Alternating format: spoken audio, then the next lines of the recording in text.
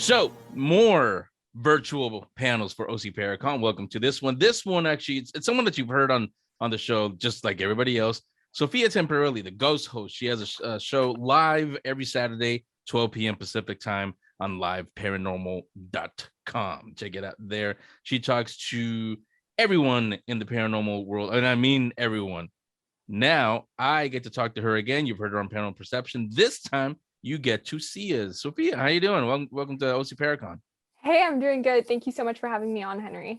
Thanks for coming on. So let's do this like a comic book, and I know you know how those work too. Let's start with your origin story. How did you get into the paranormal? How did that come into your life?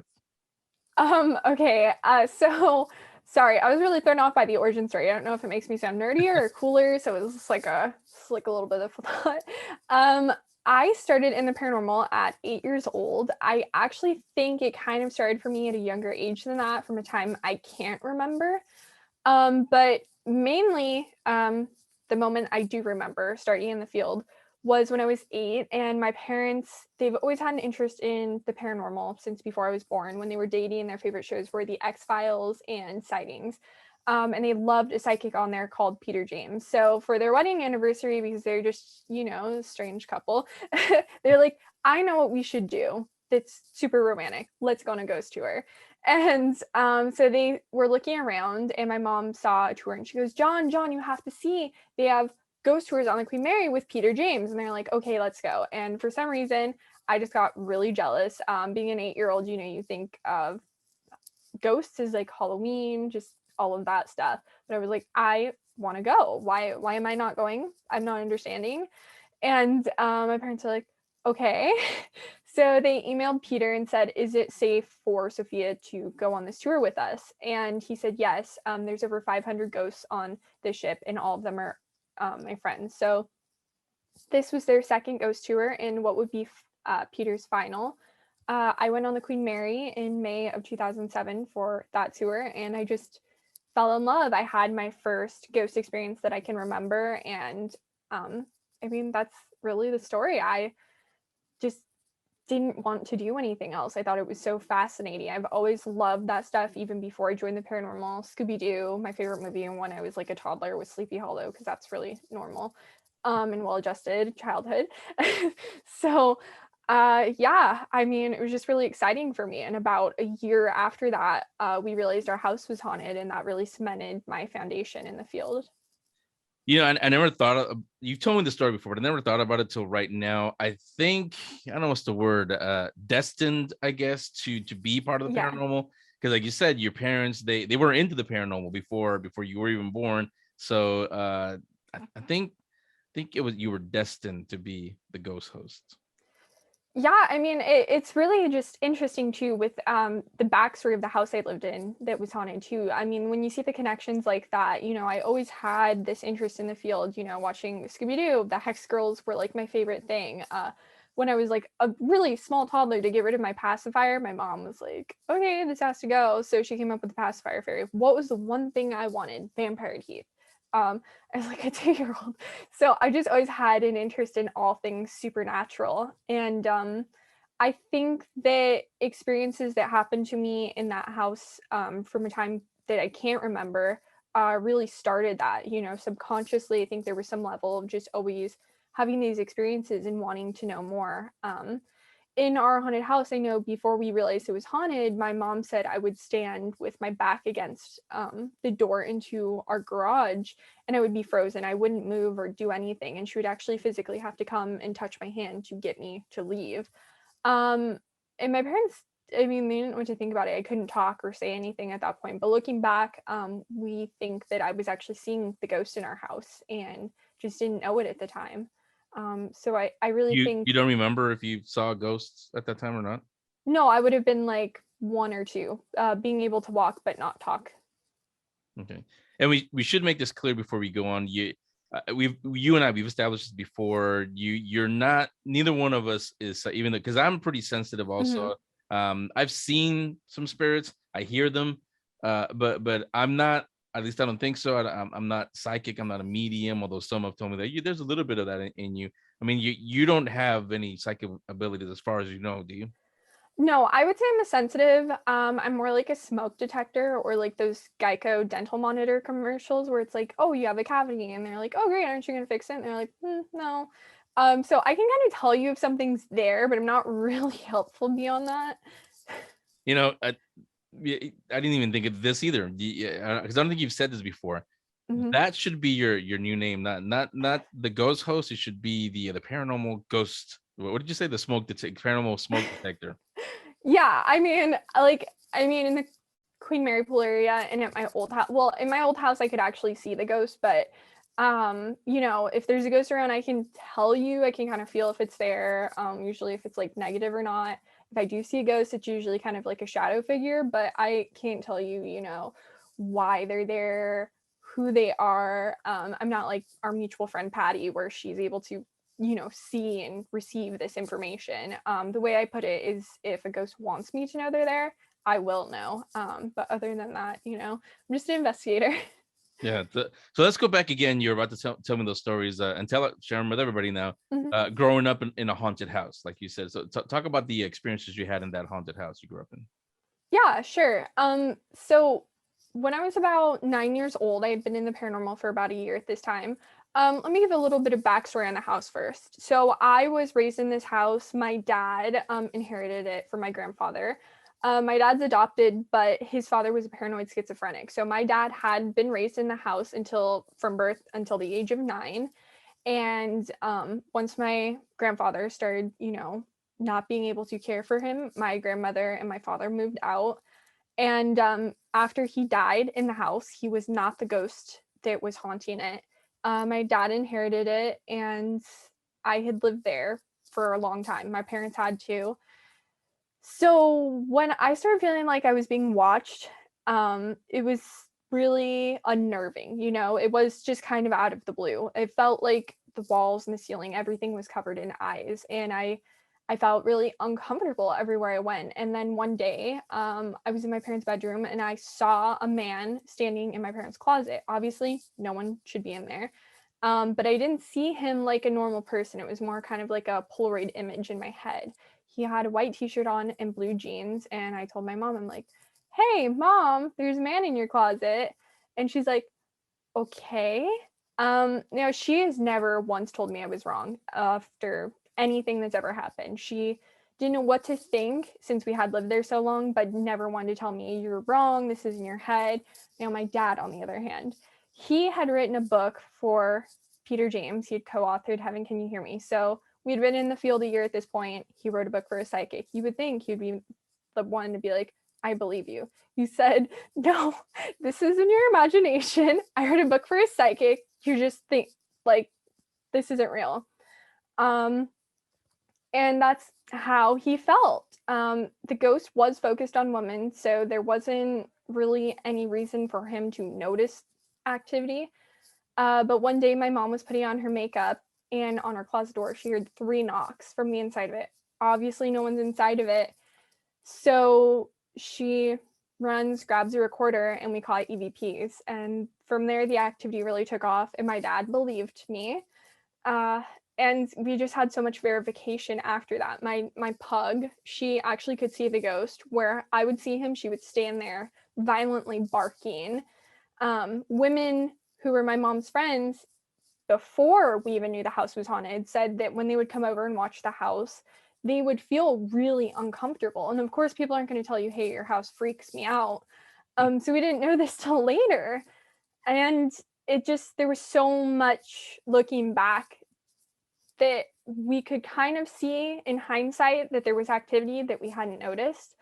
I mean, I loved the movies Charlie's Angels when I was younger. It was my favorite movie. So when I was younger, my parents got me an autograph picture of Drew Barrymore. They put it up in my room, and I'm like, the photo's watching me. So please take it down. Take it. Just make it go away. My parents are like, why do you hate Drew Barrymore? And I'm like, just she's watching me. And looking back, I think I was associating the face in the pictures and the eyes with being watched by an actual spirit in the house. Not to mention the fact, before we realized the house was haunted, I was up at my aunt's at the time, but on New Year's Eve, my mom actually had a piece of metal thrown at her back from 6 feet away, and my dad saw it fly off the shelf and hit her square in the back. And they tried recreating it, and there was no way for it to happen. And at the time, they thought it was my other grandfather who had passed on, because my mom had been encouraging my grandmother to get out there, you know, go meet new people. So she thought it was like her dad saying, hey, why'd you do that? But looking back, that was actually the ghost trying to make himself known. And the activity just really picked up. I mean, we were catching EVPs. My mom was walking in and out of cold spots. You know, my cousin, actually, she was spending the night at our house, and she saw a man, like actually saw a man standing over both of us watching us sleep. And she was completely freaked out and grabbed me. I was asleep, but by the time she blinked her eyes, he was gone. And my mom was being watched while she slept, and so was I. And the final night I slept in my bedroom alone was when I had a very tall loft bed, and if you sat up, you probably would hit your head, but I was so young that it didn't really matter. And I also had a couch bed, so I would sleep on my couch bed a lot because I was a child and I was like, this is really fun. So she had to clean the sheets one time, and I slept on my loft bed, and I could see the ghost standing in my doorway looking for me. And I thought, oh my God, I'm safe here. And I went to bed one night on my loft bed, and I felt him this close for me. He had climbed my loft bed ladder and was watching me sleep. And I'm to this day not sure how I fell asleep that night. And I just didn't know what to do. I mean, he wouldn't leave me alone at any point in time. We were having psychics come over to our house to kind of assess the activity. And my mom, you know, she didn't know about this at that point. And I said, Mom, I have to tell you something. And she said, not right now. We have guests over. Her friend was also there. And I said, hey, I have to tell you what happened. So I pulled her friend aside and told her how the ghost had watched me sleep. And she pulled my mom aside and said, you have to hear what Sophia just told me. So at this point in time, only me, my mom's friend, and my mom know that the ghost had climbed my loft bed ladder.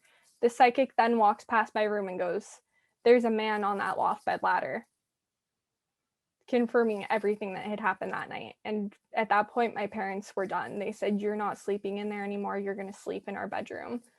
And, you know, all this activity not only was confirmed by my dog, my mom walking in and out of cold spots, me feeling it, seeing it. My dad, he's an 80s drummer. You know, that's very loud. You would hear loud booms on the side of our house, which everyone could hear. And I had diamond doves in my bedroom, and every time the ghost would enter, they would bounce off the cages. And at that point, they just knew he had gotten so close to me that they didn't want to know what was going to happen next. And for me, just the discomfort and the terror that I felt didn't stop until we moved out. I wish your dad had joined us for this thing, and it's a lot of fun. I've talked to him a lot. He's a lot of fun to talk to, but I wish he had joined us for this one. So, but you're gonna have to answer for him here.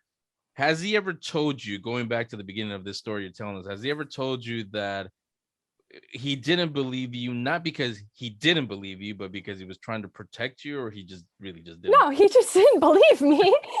No, he just straight up didn't believe me. I mean, when I was little and feeling like I was being watched by that photo, I kept going, Mom, please come to my room, please. And he was so sick of it. He was so sick of it. He was like, I want my wife back. And I'm like 3 and 4. Like, I'm freaked out.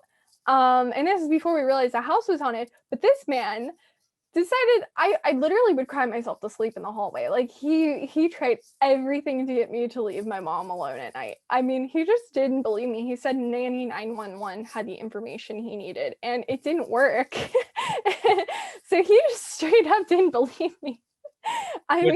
Like you said, it's weird that he didn't believe you, because he's the one that wrote a book with a psychic. So you would think that if this was another child telling him that, I guarantee you he'd believe them just right off the bat, because I'm his daughter. He's like, no.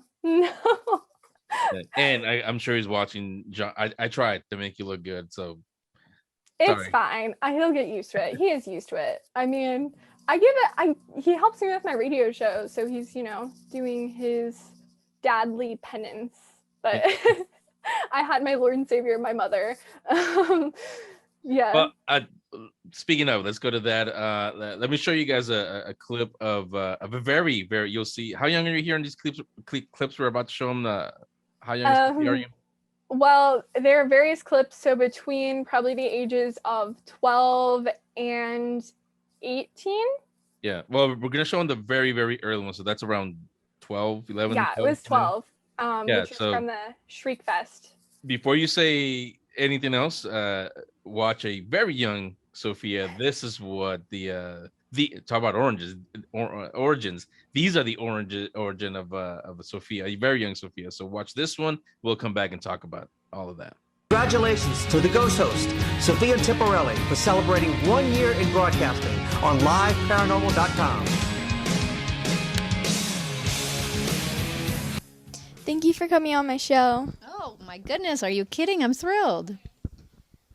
Well, unfortunately, Malcolm McDowell, one of the talents in the Employer premiere feature film, could not make it the other night due to an emergency detached retina surgery in his eye. Let our audience know any words you wish to tell Mr. McDowell. Malcolm, we wish you a speedy recovery. We're sending you light and love, sweetie. Hey, Josh. Hi, Sophia. Thank you for coming on my show. Thank you. So what inspired you early on to pursue acting as a profession? Well, what inspired me early on was I was having a lot of speeches in my school. My mom signed me up for just a acting class just to get my speaking better. In the first class, I didn't like it that much, but my mom told me to wait a little bit. In the second class, I loved it so much, I'm like, Mom, get me an agent.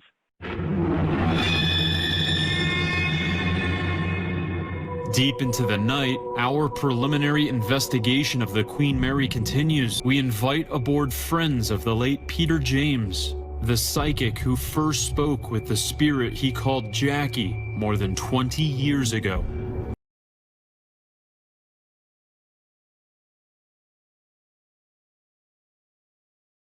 I want to do a seance right now.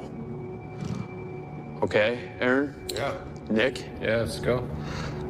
You guys ready? Let's do it. Let's do this. So that one, I think, like I said, that was 11, 12 years old. Mm-hmm. Yeah. So talk about how did that start? Going from being watched by a ghost to now you're talking about him. You're talking about it on the radio, on television. How did all that begin? Yeah, so I mean, I've always had a love for the field, but I did start at a very young age, 8 years old. And then having these experiences between the ages of 9 and 11, these are experiences that most people can't relate to. I went to Catholic school, you know, I was very young. People didn't believe in it, like I said, thinking of it as Halloween.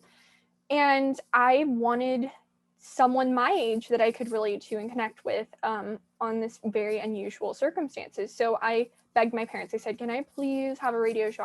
I want to know if there's more people out there like me. I didn't find that through my radio show, but I was able to meet so many amazing people. My dad, since he had co-authored Peter James' book, Heaven, Can You Hear Me? He had been asked by the founder of liveparanormal.com, Rob Sarek, if he wanted to have his own radio show. And my dad's like, no, I don't want to do the work. I don't want to book guests. And I kept saying, hey, I really want a radio show. And then my dad's like, okay, I don't want a radio show, but my 12-year-old daughter does. Is that okay? And Rob's like, sure, we can try it out. My parents really didn't think I was going to stick with it because I'm clumsy and I didn't stick with sports. But here I am 10 years later, so they're still really surprised, but they're super happy and just amazed at, you know, how far this has gotten, starting as a 12-year-old and meeting so many amazing people in the field. When you started this, did you take any like lessons or like get the basics on how to do it, or how did you know like how to say things, how to present things, how to do it? How did you learn all that? I would just say through trial and error. My dad did go to college for broadcasting, so he kind of had a background in knowing what to do, how to book people and get people, since I did start at 12. So my very first show, my guest was Alexander Holzer. My dad and I literally sat at his desk with this chair, and we just sat with the two of us and a phone in between. That's how we did it. And I was like, no, Dad, I don't need you. I can totally do this. And I mean, I was 12, so I was just a little overconfident. But when I started, it was very, I had my questions, I would ask them, but there was no banter because I wasn't really sure what to do. So I would say it was really just trial and error. I mean, you can see the evolution from my first show to my last show in how I talk to the guests and just the overall formatting. So it was really just kind of learn as you go. One thing I hear a lot, and we've talked about this before, but let me have you tell everybody watching this, is not just the evolution in the skill, but in the way you see the paranormal, the supernatural, the other side. So talk a little bit about how your view on the paranormal has changed from when you first started talking to all the guests and what it is now. Yeah, so my thoughts and theories on the paranormal, I am not really sure I had any when I started out. It was a lot of just me believing, but not really thinking further than that. I knew that I loved the field and I wanted to know more. My thoughts and theories really started when I was kind of in 8th grade. I did go to Catholic school, and one day they were talking about purgatory, and it got me thinking, what if ghosts are stuck in a purgatory like state? You don't really see ghosts from the 1400s or Neanderthal ghosts, or I mean, I haven't investigated the pyramids, but as far as I'm aware, there's no Egyptian ghosts being reported there from the time the pyramids were built. So what actually happens to them at a certain point? So just through time and really being able to step back and assess it, I was able to just get a deeper look and say, what do we know? What do we see? And what is kind of missing from this all? And I just really figured, what does happen to them at a certain point? Do they just disappear because nobody knows around anymore? Or do they go somewhere else? Where would they go? I'm not sure. But for me, that's at least the way I'm able to explain it until the day I figure it out myself. See, this is why I've liked your show now. I'm glad I know you now, because you just embodied the name of the show, Paranormal Perception. I never even thought of that, honestly. That yeah, we don't see Neanderthal ghosts or ghosts from before time. It's just from 1800s, maybe the 1700s, maybe Yeah. war era, but nothing. You're right, nothing before that. So yeah, it would make sense that they would be stuck kind of like in a purgatory thing. So from there, going back to the before we go off, and you and I, we could do that, we can go off on 20 different tangents, but let's stick with the when you started the doing the interviews and the radio show. The How soon was it when between when you started and you started getting all the big names in you even got Zach Bagans at one time, but how long was it that did it take between when you first started and when you started getting all the big names in the paranormal? Yeah, actually, because my dad had written a book for Peter James, we had been going to a lot of conventions throughout the years. So we knew so many people in the field, the Booth brothers, Debbie Constantino, Alexander Holzer we hadn't met, but my dad was able to contact her since, she also grew up in these unusual paranormal circumstances. But a lot of, the bigger names in the field, we were just lucky enough to have known beforehand. They knew me as a child. They knew my family from events. My mom would bring food. So, of course, everyone's like, oh, food. And that's how we met a lot of the people. So when I started my radio show, my dad would just contact them and they would say, oh, Sophia, yeah, we would love to come on her show. And it just really went from there. Zach, he hasn't been on the show, but he did cut an audio bite for us at one of the StewCons that Scott Grunwald had put on. My dad actually just took him aside and he said, could you please cut an audio bite for my daughter's show? And I had met him about maybe a year and a half prior at a different event, the Darkness Radio event that Dave Schrader had. So we had met before then. And it was just very nice of him. And then since it's progressed, we now are able to book a lot of the Travel Channel guests when they send out notifications about upcoming shows. So it just really went from being able to know these people from events and get them on the show to being able to maybe not know them, but find out more about these new shows airing just through connections we've made. So we've been really lucky that way.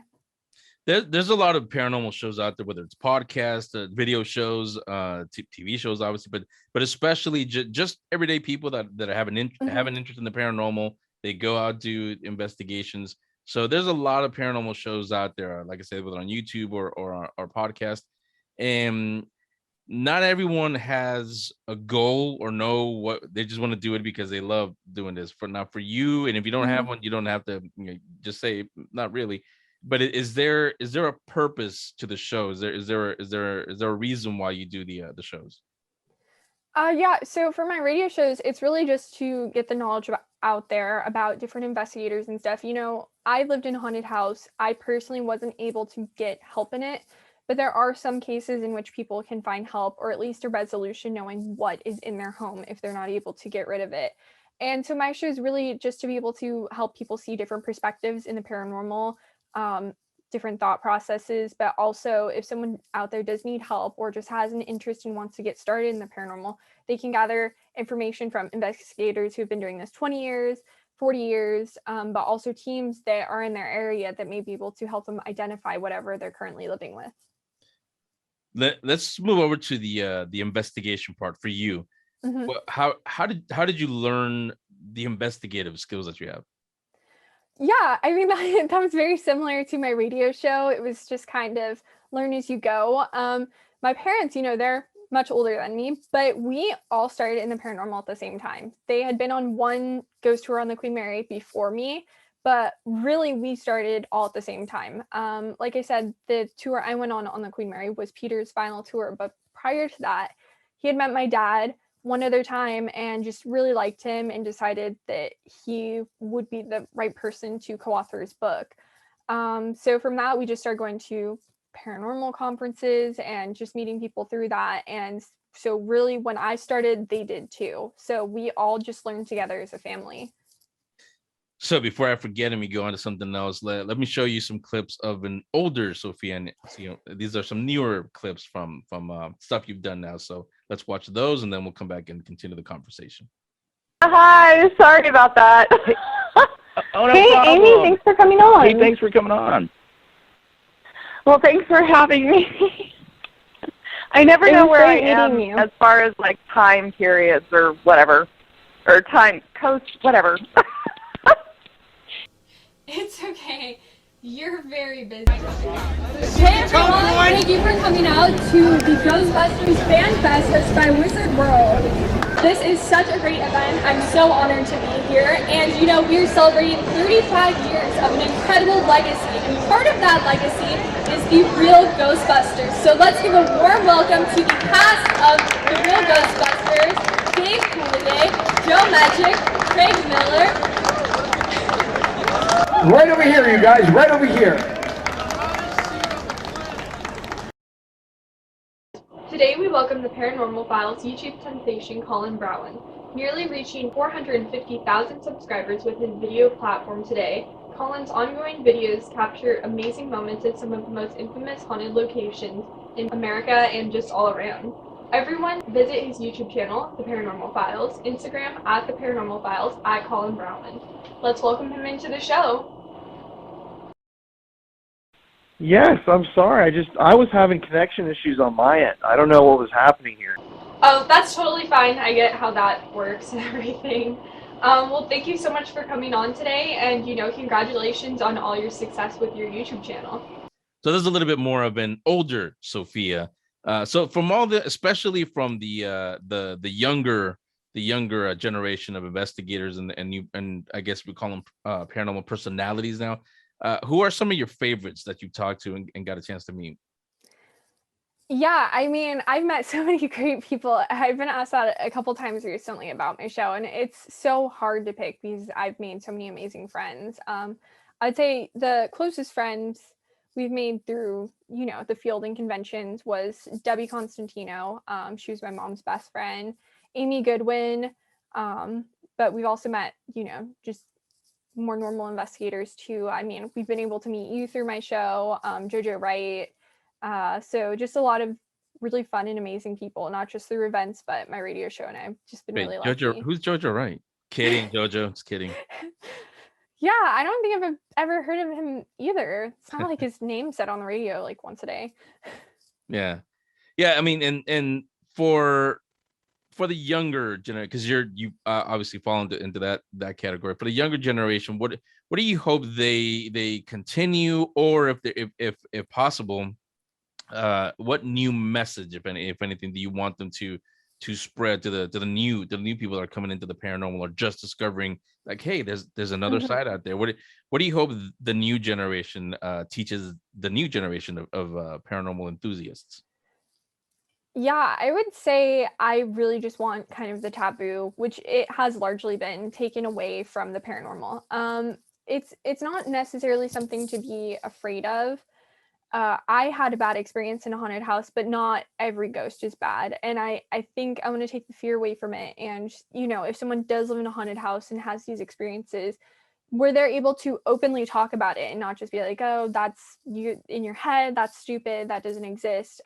So I just really would like people to be able to speak about it more freely, not feel ashamed if they've had an experience, and also just,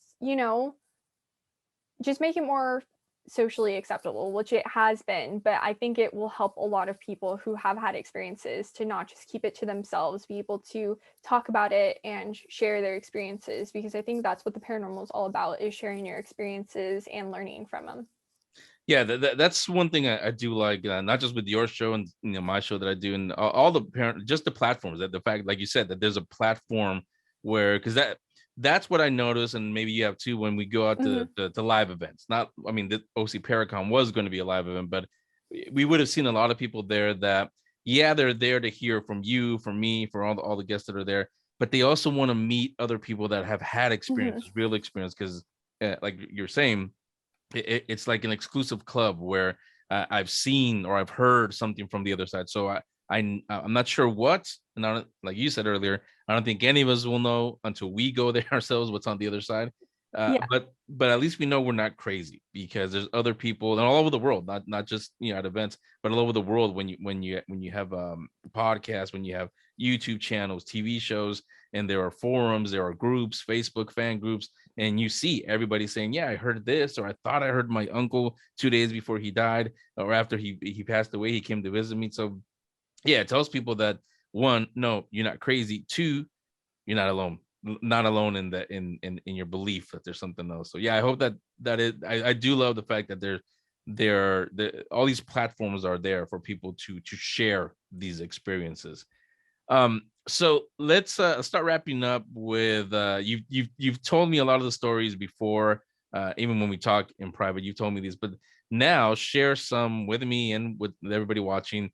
Tell me some scary stories, because we're close to Halloween now. Some scary stories that you've experienced or that you know of that you haven't shared with me or on this panel yet. Yeah. So I would say we're kind of besides living in a haunted house, that was just constantly terrifying. One time I was at an event for Con at the Glen Tavern Inn. I was probably about 15 years old. And they have, for some reason, a bunch of like old movie posters kind of lining the walls of the Glen Tavern Inn. And I was like, oh, cool. I love old movies. I love film. I'm going to go look at them. So when you walk in, there's the main lobby and there's a long hallway to the right-hand side. So I told my mom, I'm like, let's go look at the posters. So we're walking down the hallway, and each step I take, my throat's feeling tighter and tighter. And at one point, I'm like, I don't want to find out what's going to happen when I hit the end of this hallway. So I tell my mom that, and she's like, I have to find out what happened here. I'm like, no, you don't. I'm like, no, you don't. Like, look, I love the paranormal, but sometimes I don't even want to know. And so she runs to the front desk attendant, who's also a paranormal investigator. And she goes, what happened down that hallway? And he goes, oh, well, the groundskeeper 5 years earlier had hung himself on the floor above. And that's obviously what the tightness in my throat I was feeling, because as soon as I left that hallway, it went away. And I would say that's really kind of the weirdest experience I've had on an investigation. I wasn't even investigating. Another time I was at the Omen House, I also wasn't investigating. We were there for a party with my friend Brienne, and I just had the Ghost Radar app on. Wasn't doing anything. We were just talking, not asking questions. I just had it on, and it said the word pig, which, if you don't know anything about the Manson murders, that is what they wrote in blood on the door. So that was really creepy for me, because I never expected to get a response like that on the Ghost Radar, and nor have I had that response since on there. also at the Glen Tavern event, one of the, I think, kind of craziest was we were at Nordhoff Cemetery by the Glen Tavern Inn, and we were investigating. Nothing was really happening. We were with another investigator and my parents. I was really hungry. Like I said, I was 15. Nothing was happening, so I wanted food. And I'm like, oh my God, my dad's staying at this one like tombstone. Like, can we please go? I'm really hungry. And I'm sitting there. He's like kind of crouched down, and the locks start going up and down, up and down, up and down. The lights start flashing on the car, and I'm like, oh my God, is he pushing on the keys? Like, because he's crouched over? And he thinks I'm at the steering wheel pumping the brakes for some unknown reason, because I don't know why he would do that at a 15-year-old. And we get back and we realize no one was doing that. And my mom grabbed the keys and tried to make them go as fast as the locks were going up and down. And it was not possible. And when we got home, we actually had to have our computer in our car recalibrated. At the time, my dad and the other investigator were at a Native American tombstone, and there was just no way humanly possible you could recreate the lights flashing and the locks clicking that fast. See, and going back to the first one, when you say things like that you feel the Patty on her panels, actually, she talked about it. It's one of the not clairvoyant, but one of the clair abilities. Not sure which one, but maybe not psychic, maybe not medium, but I think you may have one of the clair abilities where you actually feel, how the spirit passed away. Because if you're feeling, some people taste, some people smell, some people hear, some people have all of them. But if you're feeling, that tightness in your neck and it turned out to be a hanging, I think you have one of those. Have you ever looked into that? If you have one of the clair abilities? I haven't. I think it's kind of just a random draw depending on the ghosts. I know at one point, this is kind of a story I really haven't talked about much. I talked about on JoJo's show, but mainly because my parents are like, "You're psychic." I'm like, "No, I'm not." So I just don't bring it up much. But one time, my dad had actually been sent photos from a cold case, and he was sending them to our psychic friends to try and help solve it. And I'm looking at the photo, and I'm like, oh, that's so cool. He's a tattoo artist. And they're like, what are you talking about? I'm like, the tattoo drawings in the back of the photo. I'm like, I don't know what you're not seeing. And they're like, there's no tattoo drawings in the back of the photo. I'm like, yeah, there is. You're being weird. And they're like, no, there's nothing there. We checked. I'm like, oh, I don't know. And they're like, he's a tattoo artist. I'm like, I don't know. So it's just one of those things. I swear to you, I saw tattoo sketches in the back of that photo, which to me meant he was a tattoo artist, and there was nothing there. There was nothing in the background of his photo. Yeah. See, again, you got to look into, like, I'm not going to go as far as to say psychic or medium, but I think you're like me. We have something, you and I. So that'll be our thing for maybe the rest of this year, maybe into next year. Find out what abilities Sophia and or Henry have. Real. So yeah, go ahead. It's like Lydia on Teen Wolf when she was trying to figure out she was a banshee. She's like, I'm psychic. They're like, you're psychic? She's like, I'm something. See, and this is the other part that I like about this. I think this is why we get along great, because besides Paranormal Perception that everybody knows, I also do the Geek Speak show. We can have conversations about that for like hours also. And of course, it has to be a geeky reference to a geeky show when we're doing something paranormal. So again, why I love talking to you. But I was gonna say, to wrap up, let's have a sort of a fun question. For someone who deals with the paranormal on a daily, weekly basis. How do you celebrate Halloween? Well, this is probably surprising to a lot of people, because they're always like, you must go all out, you must do all this stuff. Because I live it on a daily basis, I don't really do anything. I'm just like, cool. I don't watch horror movies. I watched Halloween recently, and wait. Yeah, no, because you've told me how you are with horror. Like, what kind of horror movies do you watch? Like, none. I watched Halloween, the movie, for the first time like a week and a half ago. And wait, did you watch it, or did you watch it like this? No, I watched it, and I just know I'm gonna get a lot of hate for my critiques of the movie. Okay, go. What'd you think? I was really really annoyed that she kept putting down the knife for no reason. Like she stabbed him in the neck and then doesn't even, like, what's that gonna do? She could have missed his artery. Like, that's not gonna do anything. She didn't even like double tap like a zombie. Then, first off, she locks herself in the closet. What is that gonna do? If you saw how flimsy those doors were, nothing. Secondly, Michael Myers, what are you doing? You're shaking the doors. Take your knife, cut the stocking. Not that hard. And they were flimsy. You could have knocked them down. So I had that complaint. Also, he's been locked in an insane asylum. First off, Dr. Loomis, one of the least helpful people I've ever met in my life. Like, he was super unhelpful. Like, he knows he can't be killed, so he's carrying around a revolver for what? So he wasn't really helpful, so I have a complaint about that. And then, how does Michael Myers know how to drive? I just want to talk about that because Jeepers Creepers can also drive. First off, he doesn't have eyes. Where does he get gas? How does his car run? And he has wings. Why not just fly everywhere? I would. Yeah, I was gonna say he has wings, so I don't know why he would need a car. But you're giving me an idea, actually, and I don't know if anybody has ever brought this up to you. I think we need to add something to Paranormal Perception where you review horror films on a weekly basis. I feel I'm gonna get so much hate because I know so many people love Halloween, but these are genuine questions. Why does he know how to drive? He's been locked up. He drove beautifully, by the way. Dr. Loomis was not helpful. I don't know. Was he gonna handcuff him? What was his plan once he actually got to him?